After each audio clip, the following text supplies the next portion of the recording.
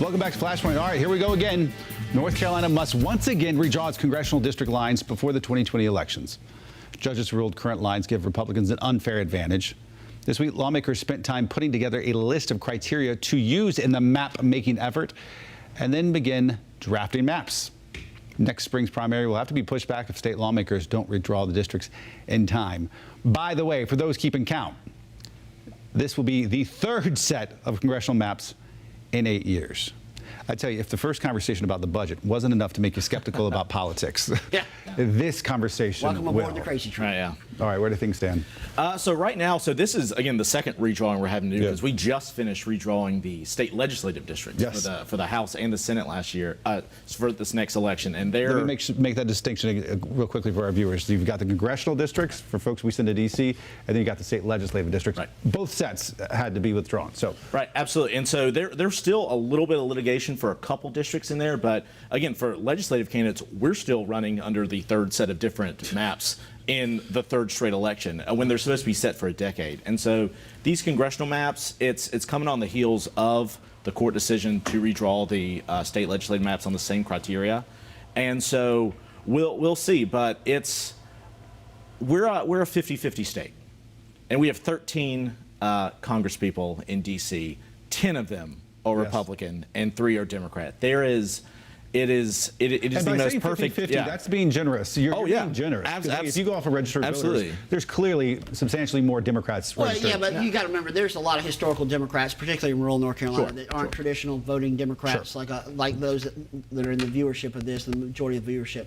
Once again, I go back to the fact we're not a parliamentary system. If we want to be a parliamentary system, then let's do that and let's give the Green Party 4%. I mean, let's so I don't think it's that simplistic. I will say this: look. Representative Harris is 100% correct. I was in that room. We drew these 10-3 maps the first time. I was in the committee when Representative Lewis, who I think is a wonderful individual, said the only reason it's 10 Republicans and 3 Democrats is I can't find a way to make it 11 Republicans and 2 Democrats. At the time, that was legal. And the state courts have ruled that's not legal. The federal courts have ruled actually it kind of is. And we're in this interesting dynamic. But I guess where do you draw the... Here's what I'd ask people to consider. Where do you draw the line on gerrymandering? Because gerrymandering is about protecting class. Currently, we protect incumbents.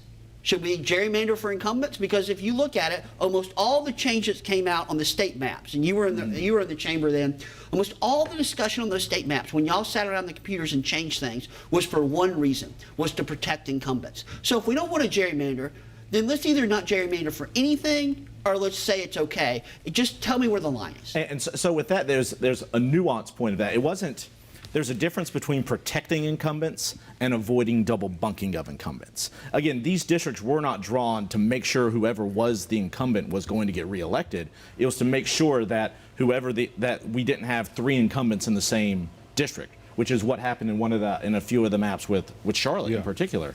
And so it is a fine line, and it is nuance, and I don't want to overstate this, in that it does depend on, again, where people are located, but you have to make sure that people's voices are heard. You cannot have a state in which the government is completely run by people who only have to face a primary election. That is 10% of the entire state. At a maximum, it's having a say in how the state is being run. I didn't see this passion. We just talked about the city of Charlotte last. Hey, you know, we got to you can't tell county me commission's worse. County commission is unanimous. So, you know, Mecklenburg delegation, 17 members of the Mecklenburg delegation are in Raleigh, 12 in the House and 5 in the Senate. Not one of those is a Republican. So I just don't. I want someone to explain to me. And look, I'm on the record. I've written bills and they're going to pass, trying to pass independent redistricting. I 100% support it. However, tell me when it's good for the goose and not for the gander. 100%. That's my issue. No, I completely agree with you. And if anything, the map redrawing for the legislative district showed us that we don't need to be within half a mile of whatever room that is happening in. And because, again, that's what happens. You go to the machine and you said, okay, let's try to figure this out.